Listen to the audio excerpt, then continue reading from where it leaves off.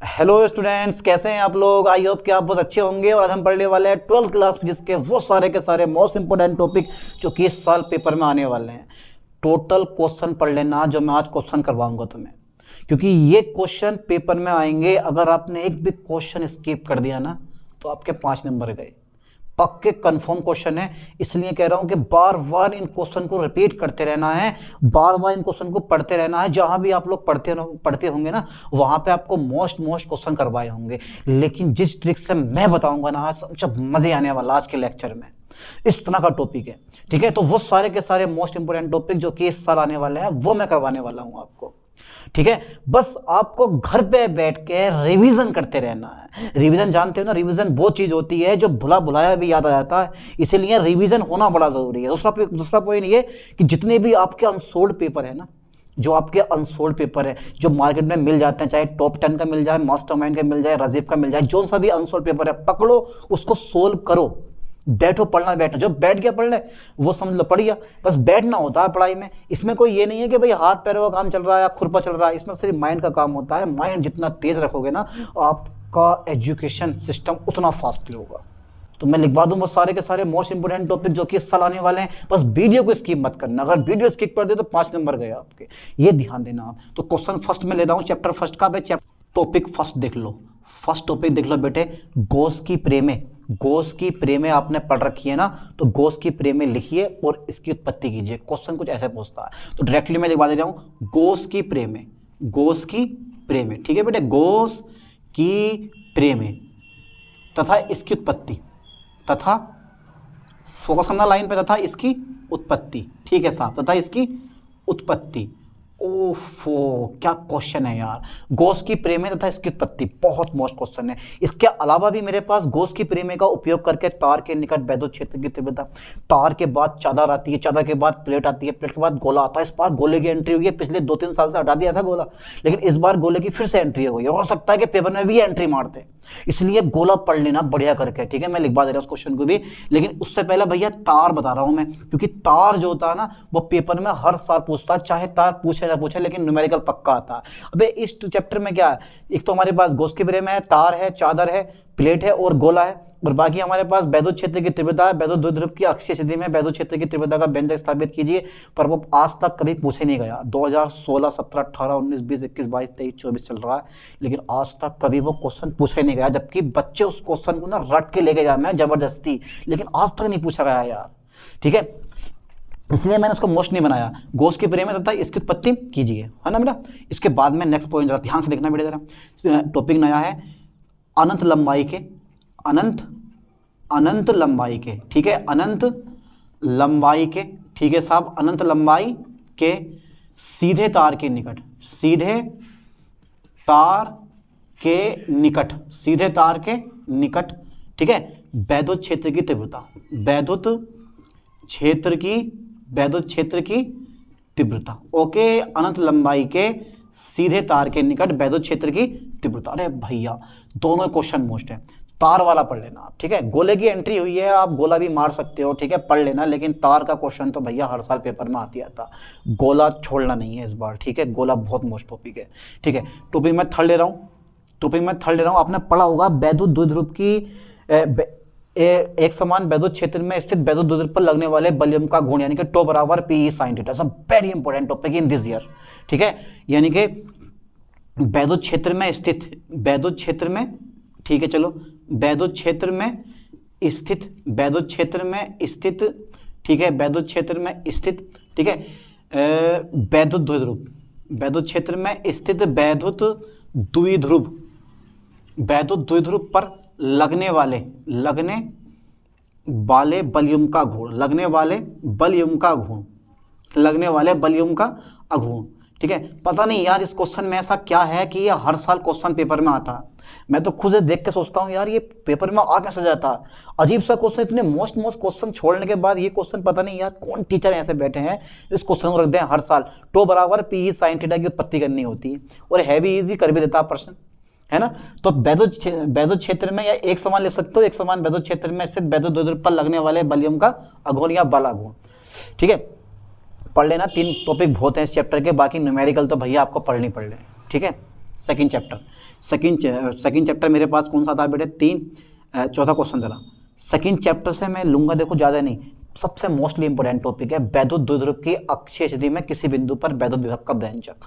भैया बहुत बार पूछा गया और आपको भी ना पढ़ लेना से करके, ठीक है, बहुत बार पूछा गया, आपको भी ना पढ़ लेना है। देखो मैं क्वेश्चन जो करवा रहा हूँ ना 100% श्योर पेपर में फंसेंगे आपको, इसी से पेपर बनेगा आपका, चाहे कुछ भी होए, ठीक है, आंधी टले तूफान टले, पर ये क्वेश्चन ना टले, वो क्वेश्चन करवा रहा हूँ आज मैं आपको ये, ठीक है, इसलिए पढ़ लेना बढ़िया करके यार, ठीक है। चलो साहब, अभी देखो एक पर्सन की हिस्ट्री बताऊंगा आपको, पहले जरा थोड़ा सा क्वेश्चन लिखें। चौथा क्वेश्चन मेरे पास है, चौथा क्वेश्चन कौन सा है यार, वैद्युत द्विध्रुव की अक्षीय स्थिति में, वैद्युत, ठीक है, वैद्युत द्विध्रुव, ठीक है, वैद्युत द्विध्रुव की अक्षीय स्थिति में, ठीक है, वैद्युत द्विध्रुव की अक्षीय स्थिति में, ओके सर, अक्षीय स्थिति में किसी बिंदु पर, ठीक है भाई, किसी बिंदु पर वैद्युत क्षेत्र की तीव्रता, वैद्युत क्षेत्र की तीव्रता, ओके भाई। अब ये टाइम आना आपके पढ़ाई का है, पढ़ना इतना है, मेहनत करनी है, सही है, बढ़िया करेगा, क्योंकि टाइम बचा नहीं है पेपरों का यार, इसलिए तो बता रहा हूँ, ये मोस्ट टॉपिक पढ़ लो आप, और ये टॉपिक पढ़ लिया तो काम हो जाएगा आपका, अच्छी परसेंटेज से पास हो गया आप, क्योंकि ये वो क्वेश्चन है जो इस साल पेपर में आने वाला है, इस पर ध्यान देना आपको इस लाइन पे, ठीक है। तो वैद्युत द्विध्रुव की अक्षीय स्थिति में किसी बिंदु पर वैद्युत क्षेत्र की तीव्रता, बहुत बढ़िया क्वेश्चन है, बहुत ही इंपॉर्टेंट क्वेश्चन है यार, लाजवाब जिसे बोलते हैं ना, लाजवाब जैसा खाना खाते हो, खाना खाने के बाद खाना लगता है टेस्टी, अरे बड़ा लजीज खाना था, वो वाला हिसाब है, बिल्कुल सेम टू सेम। इसको पढ़ने के बाद जब समझ में आ जाएगा ना, ऐसा लगेगा कितना इजी टॉपिक है ये। चलो आगे बढ़ाते हैं, पांचवा देख लेते हैं। अरे पांचवा क्वेश्चन क्या होना चाहिए भाई, वैद्युत द्विध्रुव की अक्षीय स्थिति में किसी बिंदु पर वैद्युत बिंदु पर वैद्युत क्षेत्र की तीव्रता, पांचवें में इसे से लूंगा, ठीक है। और वो क्वेश्चन देखो, समझा प्रश्न पढ़ा आपने, एक नंबर में पूछ लेता कभी कभी कि समझा प्रश्न कहते किसे गए, वैद्युत क्षेत्र में खींचा गया वह पृष्ठ जिसके प्रत्येक बिंदु पर वैद्युत विभव समान होता है, समविभव पृष्ठ कहलाता है। ऐसी सी परिभाषाएं याद कर लो बढ़िया करके, छोटी छोटी एक नंबर की पेपर में पूछी जाती है, इंपॉर्टेंट क्वेश्चन है। हाँ, इसका एक क्वेश्चन और है, ये जो वैद्युत द्विध्रुव है ना बेटा, ये तो कंफर्म होता है, ये तो कंफर्म है, इस पर ध्यान देना, ये वैद्युत द्विध्रुव तो कंफर्म होता है, इससे तो कोई ना कोई क्वेश्चन फंसता हर साल, थोड़ा परेशान करके रखा बच्चों को, इंटर वालों को, और इस बार भी ना इससे वैद्युत फंसेगा। जैसे मान लो मेरे पास क्या है कि वैद्युत द्विध्रुव को एक समान वैद्युत क्षेत्र में वैद्युत द्विध्रुव को थीटा कोण घुमाने में किया गया कार्य का व्यंजक स्थापित कीजिए। लो करते रहो भैया, W बराबर PE 1 माइनस कोस थीटा, ये एक फॉर्मूला आएगा हमारा, आगे भी करवाएंगे, यानी कि तुम प्रूफ कर लेना इसको, मैं सिर्फ बता रहा हूँ हेडिंग। एक समान वैद्युत क्षेत्र में, एक समान वैद्युत क्षेत्र में, ठीक है भाई, एक समान वैद्युत क्षेत्र में, ठीक है, वैद्युत द्विध्रुव को, किसको बेटे, वैद्युत द्विध्रुव को थीटा कोण घुमाने में क्या गया कार्य, थीटा कोण घुमाने में किया गया कार्य, थीटा कोण घुमाने में किया गया कार्य, बहुत बढ़िया क्वेश्चन है। या तो ये पढ़ लो आप, या आपसे पूछ सकता है कि भैया वैद्युत क्षेत्र में स्थित वैद्युत द्विध्रुव में संचित स्थितिज ऊर्जा का व्यंजक स्थापित कीजिए, यानी कि U बराबर PE 1 माइनस कोस थीटा की व्युत्पत्ति करनी है आपको। परेशान तो हो रहे होगे यार, इतने क्वेश्चन करवा दिए। अब यार पेपर में कम से कम 25-30 क्वेश्चन तो वैसे भी नॉर्मल आते हैं, 30 क्वेश्चन तो मिनिमम पेपर में आते हैं। अब उसमें से कम से कम तुम्हें 40 क्वेश्चन पढ़ लो, काफ़ी होगा, उनमें से काफ़ी फंस जाएंगे आपके, और इंपॉर्टेंट क्वेश्चन है सबके सब यार ये, ठीक है। एक समान वैद्युत क्षेत्र में वैद्युत द्विध्रुव को थीटा कोण घुमाने में किया गया कार्य, ठीक है। अपनी नोट्स बुक जो है तुम्हारे पास, जो नोट्स बने हुए हैं, और दूसरा पॉइंट जो आपके पास अनसोल्ड पेपर है, मॉडल पेपर में टिक लगाते रहो भैया। एक चीज़ को मैं आपसे कहूँगा ज़रूर कि अनसोल्ड पेपर सोल्व कर लेना, क्योंकि पेपर वही रिपीट होते हैं लोड फेर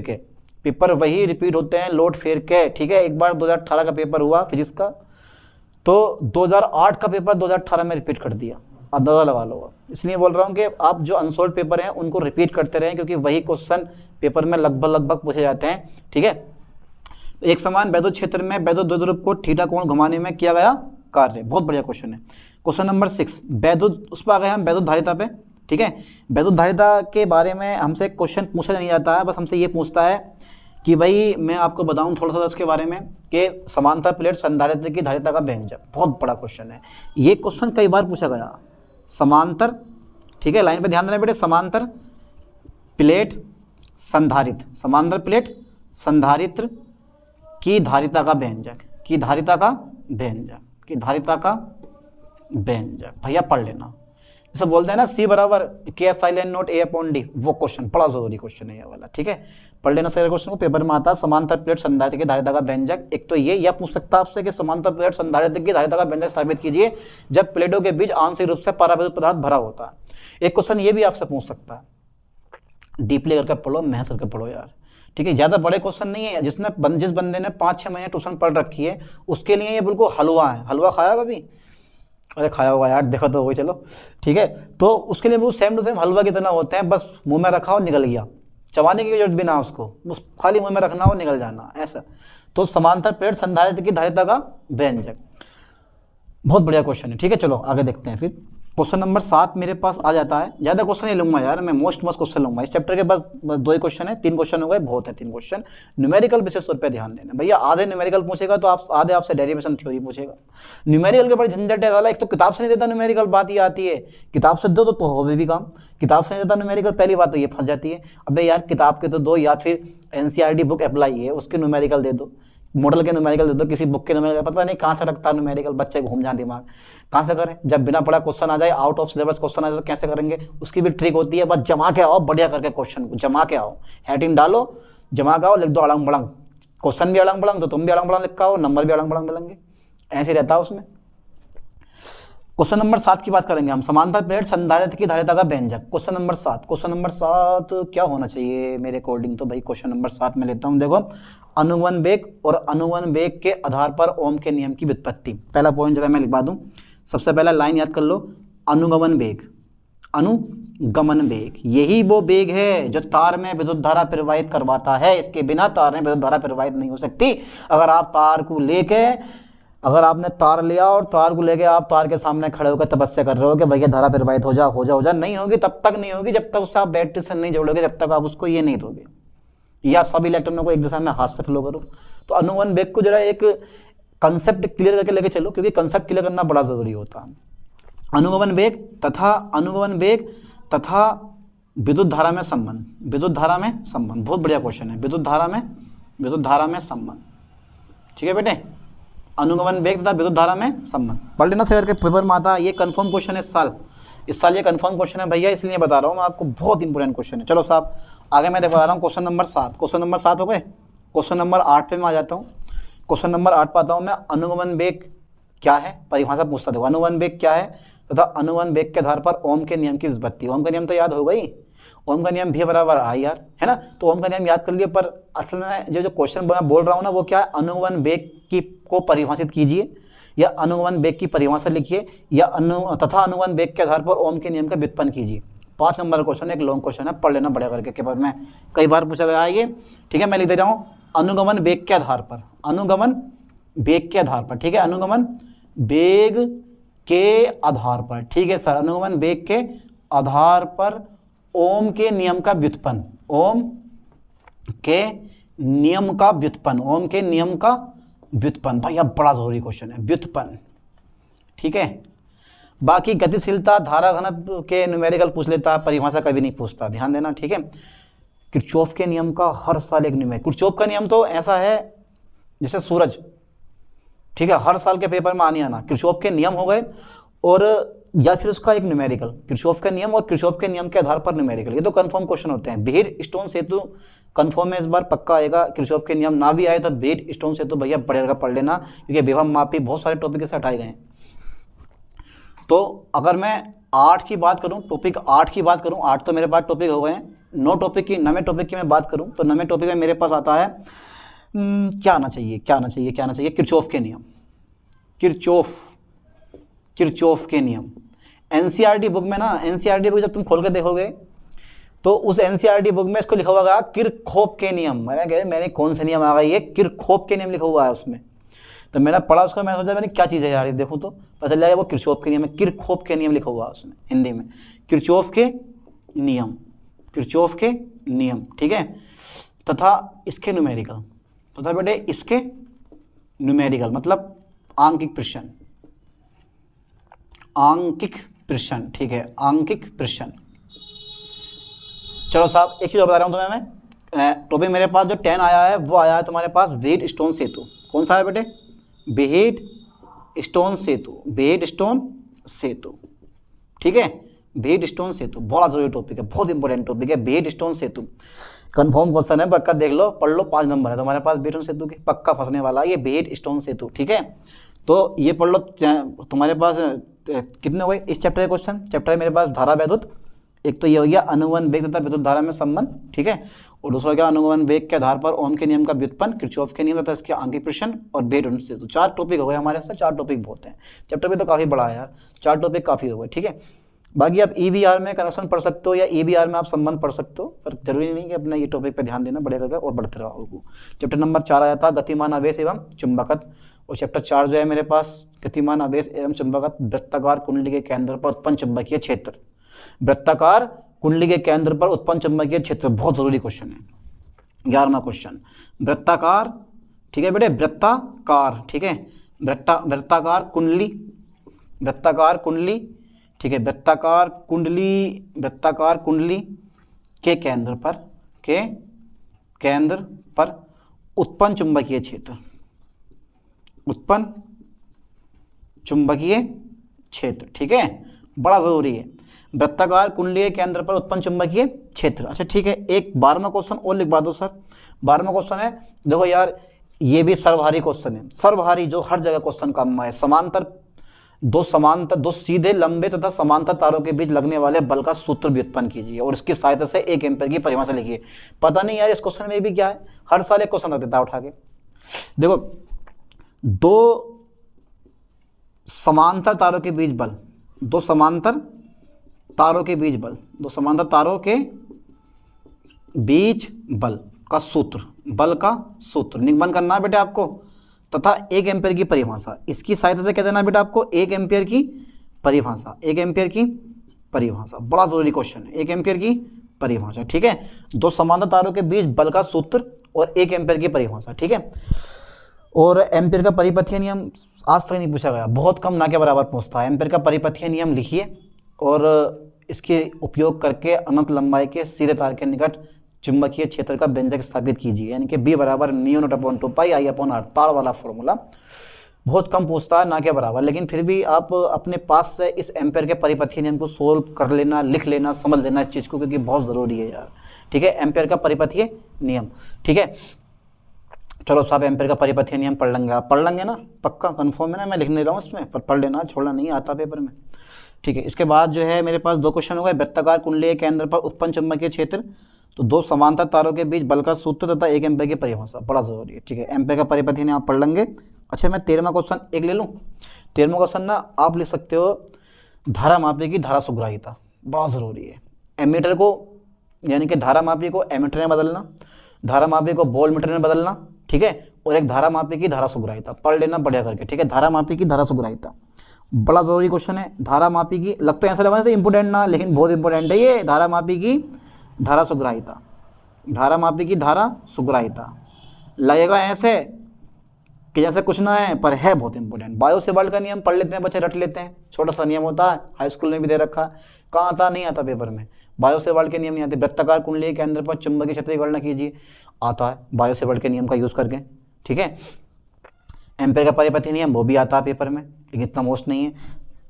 2 समांतर तारों के बीच बल का सूत्र ये आता है पेपर में, इंपॉर्टेंट क्वेश्चन है। एक धारा मापी की धारा सुग्राहिता पेपर में आता है, लेकिन लगता क्या इंपॉर्टेंट नहीं है, लेकिन आता है। तभी तो कहते हैं बच्चे पेपर पढ़ा हुआ नहीं आता।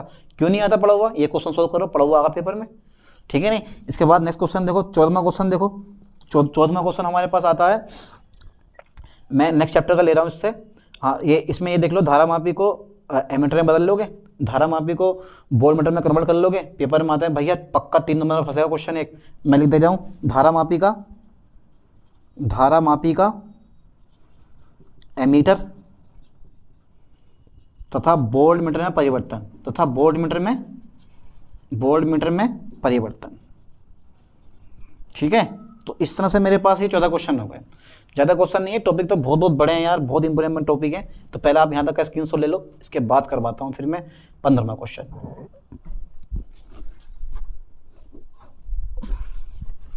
तो अब देख लेते हैं 15वां क्वेश्चन। 15वां क्वेश्चन बड़ा इंपॉर्टेंट है, जरा ध्यान देना बेटे। तो टॉपिक डाल दिया मैंने 15वां, देखते हैं कौन सा टॉपिक आगा। तो चैप्टर नंबर मेरे पास 5 है, चुंबकत्व एवं द्रव्य का पहला ही टॉपिक इंपॉर्टेंट है, और वो टॉपिक मेरे पास कौन सा है, चुंबक का परमाणुीय मॉडल।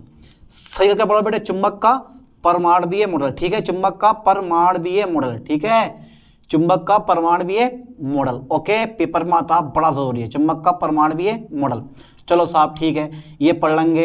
और खास बात तो इसमें ये होती है, अगर मैं 16वां क्वेश्चन लिखूं तो चुंबक का परमाणवीय मॉडल के साथ साथ आपको पढ़ लेना है डोमेन सिद्धांत, डोमेन सिद्धांत वो पढ़ा होगा आपने, लोहा चुंबक की उत्पत्ति का कारण, ये सब चीजें पढ़ी होंगी आपने, वो सब पढ़ो यार। और 17वां क्वेश्चन जब मेरे पास चैप्टर नंबर मेरे पास 6 आता है, विद्युत चुंबकीय प्रेरण, फैराडे के नियम, सबसे मोस्टली इंपोर्टेंट टॉपिक है यार, फैराडे के नियम भैया बहुत ही मोस्ट टॉपिक है।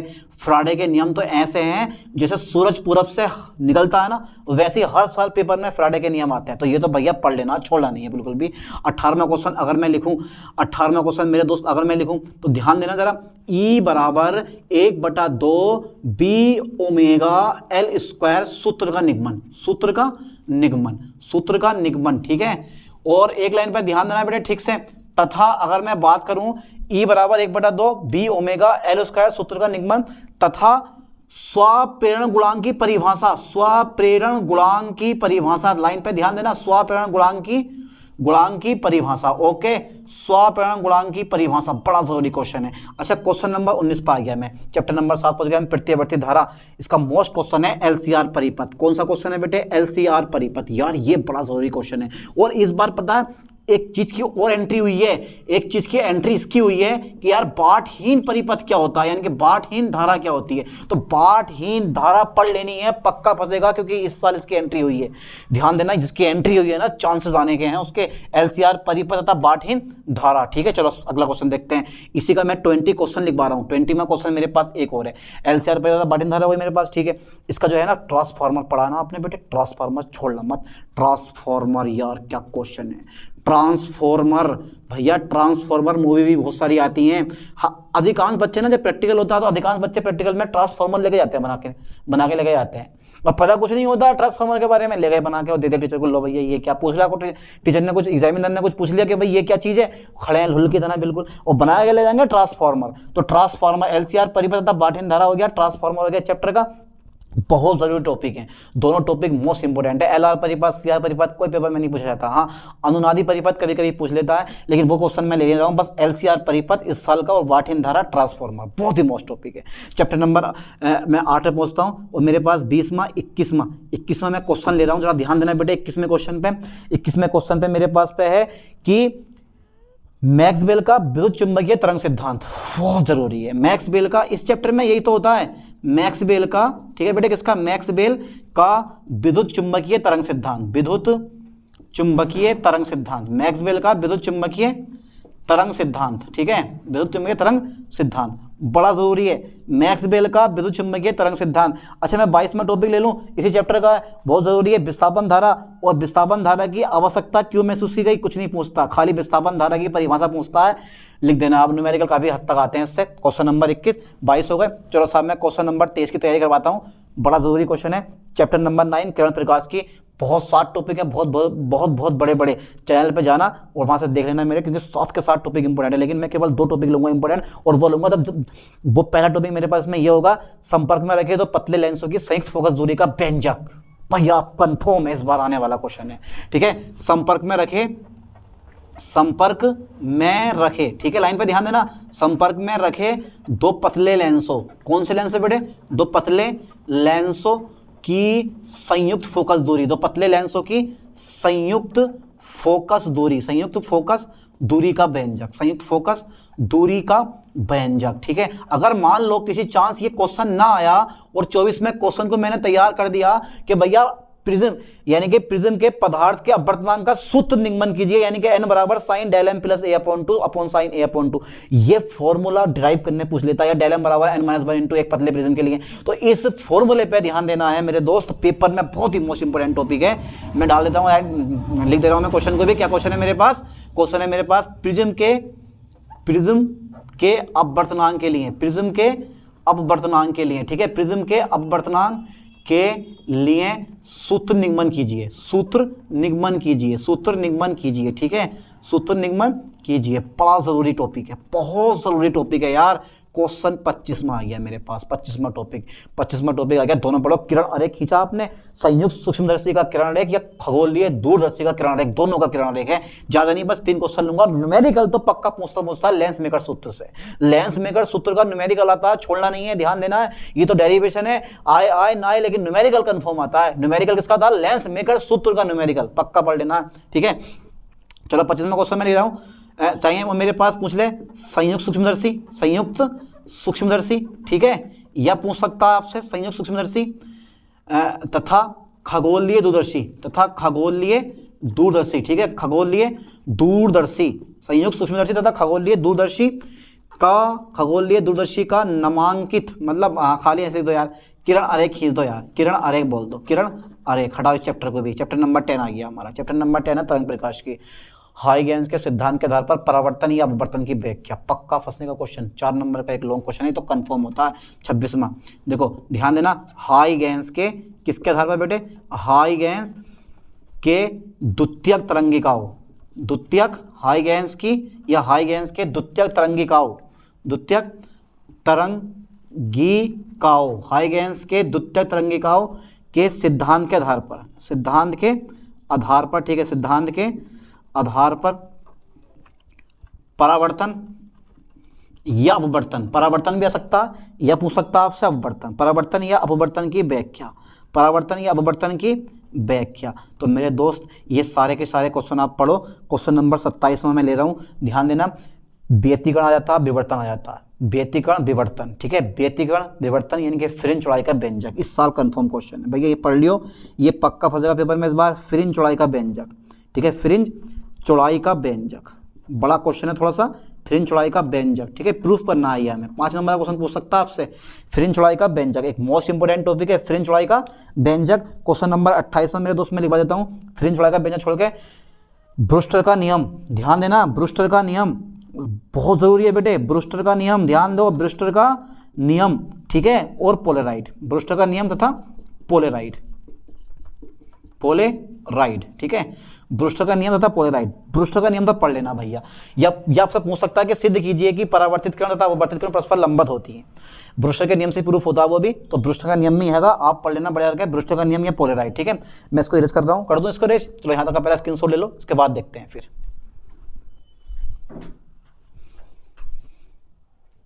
यह हमारा 29वां क्वेश्चन, और 29वां क्वेश्चन हम लेंगे चैप्टर नंबर 11 से, ठीक है। देखते हैं कौन सा नंबर आता है भैया। तो क्वेश्चन मेरे पास है 29वां, ठीक है। तो हेडिंग जरा ध्यान देना बेटे, 29वें हेडिंग में क्वेश्चन मेरे पास आता है, बहुत ही मोस्ट क्वेश्चन है। सबसे पहला नंबर क्वेश्चन पूछता है देली आवृत्ति को परिभाषित कीजिए या देली तरंगदैर्घ्य को परिभाषित कीजिए। दोनों में से एक क्वेश्चन आती आता है बेटे, याद कर लियो ठीक से। देली आवृत्ति, ठीक है, देली आवृत्ति की परिभाषा पेपर में पूछ लेता है, या कार्य फलन की परिभाषा आपसे पूछ सकता है, तथा पूछ सकता है बेटे कार्यफलन तथा पूछता है देली तरंगदैर्घ्य, ये कुछ परिभाषाएं आपसे पूछ सकता है, ध्यान देना इस लाइन पे। अच्छा ठीक है, 30वां जो मेरे पास आता ना क्वेश्चन, आइंस्टीन की प्रकाश विद्युत समीकरण लिखिए तथा इसकी सहायता से प्रकाश विद्युत प्रभाव के नियमों की व्याख्या कीजिए। ध्यान देना, आइंस्टीन की किसकी? आइंस्टीन की, ठीक है साहब, आइंस्टीन की प्रकाश वैद्युत समीकरण,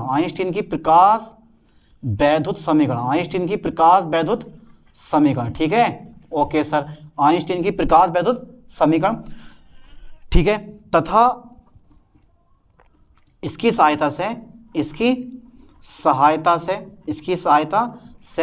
प्रकाश वैद्युत प्रभाव के